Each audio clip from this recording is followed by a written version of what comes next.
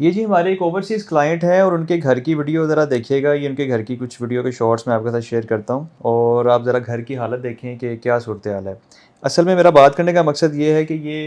इन्होंने वैसे राब्ता हमसे बाद में किया था ये सारे इंसिडेंट के बाद। ये उनका जो घर है इन्होंने एक तो ट्रस्ट करके अपने किसी दोस्त से एक तो बनवाया जो कि नॉर्मली ठेकेदार भी था और जो कि हम अपनी अक्सर वीडियोज़ में कहते हैं कि ठेकेदारों से आप बच जाएँ, ठेकेदारों से घर ना बनवाया करें। क्योंकि ठेकेदार की कोई क्रेडिबिलिटी नहीं होती क्योंकि अगर किसी कंपनी से आप घर बनाते हैं तो उनकी एक तो क्रेडिबिलिटी होती है, एक तो परमानेंटली उनका कोई ना कोई हेड ऑफ़िस होता है, कोई लोकेशन होती है और उन्होंने एक ही जगह पे रहना होता है, उन्होंने कहीं बार-बार अपना ठिकाना चेंज नहीं करना होता। जबकि ठेकेदार से जब आप घर बनाते हैं और ये जो वीडियो आप देख रहे हैं इसमें जो घर की हालत है और वो ये हालत करने के बाद जिस सोसाइटी में वो काम करते हैं वहाँ पे अगर उनका कोई ऐसा काम हो जाए तो वो उस सोसाइटी को छोड़ के किसी और सोसाइटी में चले जाते हैं, फिर उसके बाद मज़ीद चेंज कर लेते हैं, तो उनका वो ठिकाना हमेशा चेंज होता ही रहता है। तो ये एक तो ये है कि जो ओवरसीज़ हमारे क्लाइंट हैं, जब वो अपनों पे एतबार करते हैं, ट्रस्ट करते हैं, तो उनके साथ ये सलूक किया जाता है। और दूसरा, एक उनसे ये गलती हुई कि उन्होंने किसी अपने पे ट्रस्ट किया। दूसरी गलती उनसे ये हुई कि उन्होंने किसी कंपनी से घर नहीं बनाया, उन्होंने किसी राह चलते ठेकेदार से घर बनाया कि जिनका प्रॉपर कोई ऑफ़िस नहीं होता, कोई